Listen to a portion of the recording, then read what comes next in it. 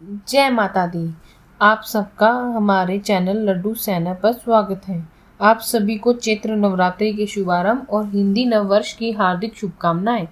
आपसे चैत्र नवरात्रि का पावन त्योहार शुरू हो रहा है। नवरात्रि के 9 दिन के पावन त्योहार में देवी दुर्गा के 9 रूपों की पूजा की जाती है और प्रत्येक दिन देवी माँ के एक अवतार को समर्पित है। माँ दुर्गा का प्रथम रूप शैलपुत्री, दूसरा रूप ब्रह्मचारिणी, तीसरा रूप चंद्रघंटा के नाम से प्रसिद्ध है। चौथी देवी का नाम कुष्मांडा कहते हैं, पंचम देवी का नाम स्कंद माता, छठे रूप को कत्यायनी माता कहते हैं और सातवें रूप कालरात्रि, आठवां स्वरूप महागौरी के नाम से और 9वां रूप माँ दुर्गा के नाम से जाना जाता है। माँ दुर्गा के नवम रूप का नाम सिद्धात्री है। देवी दुर्गा की यह 9 रूप स्वर्ग महात्मा वैद्य भगवान के द्वारा प्रतिपादित हुए हैं। देवी के विभिन्न रूप में उनमें से प्रत्येक रूप एक विशेष रंग को दर्शाता है। आज नवरात्रि के शुभ 9 दिनों में पहला दिन है माँ शैलपुत्री को समर्पित है। माँ शैलपुत्री का जन्म शैल पर्वत से हुआ है, इसलिए इनकी पूजा से जीवन से स्थिरता आती है। माँ शैलपुत्री की विधि पूर्वक आराधना से विवाहित जीवन सुख में हो जाता है और घर में खुशहाली आती है। इनकी अर्चना से मूलाधार चक्र जागृत होते हैं, जिनके फल स्वरूप जीवन में आपूर्ति और उत्साह का विकास होता है। साथ ही में माँ शैलपुत्री की पूजा अर्चना करने से चंद्रमा से जुड़े हुए सभी प्रकार के दोष दूर हो जाते हैं और सौभाग्य की प्राप्ति होती है। आइए अब शुरू करते हैं माँ शैलपुत्री की प्रथम कथा। ओम शम शैलपुत्री देवी नमः।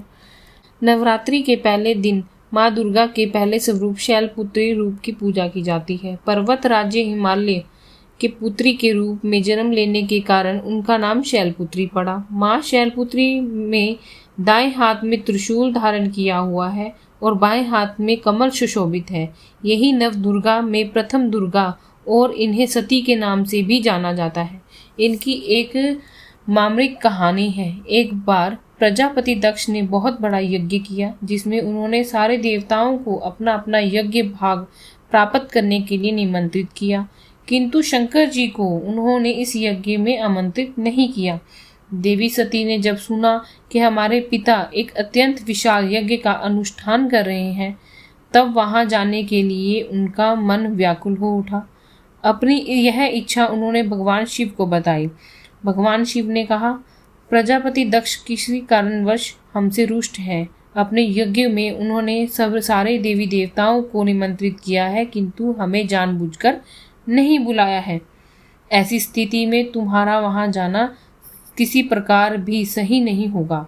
शंकर जी से इस उपदेश से देवी सती का मन शांत नहीं हुआ। पिता का यज्ञ देखने और वहां जाकर माता और बहनों से मिलने के लिए उनकी व्याकुलता किसी प्रकार भी कम ना हो सकी। सती ने पिता के घर पहुंचकर देखा कि कोई भी उनसे आदर और प्रेम से बातचीत नहीं कर रहा है।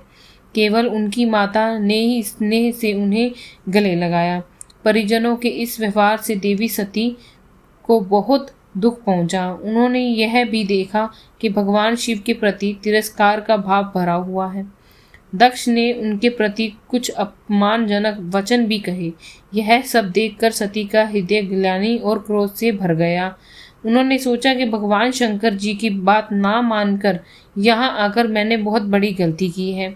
वह अपने पति भगवान शिव को इस अपमान को सहन ना कर सकी और उन्होंने अपने उस रूप को तत्काल वही योगा अग्नि द्वारा जलाकर भस्म कर दिया।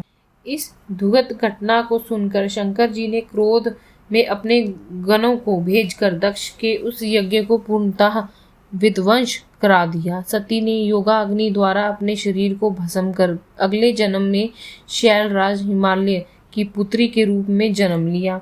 इस बार वह शैलपुत्री नाम से विख्यात हुई।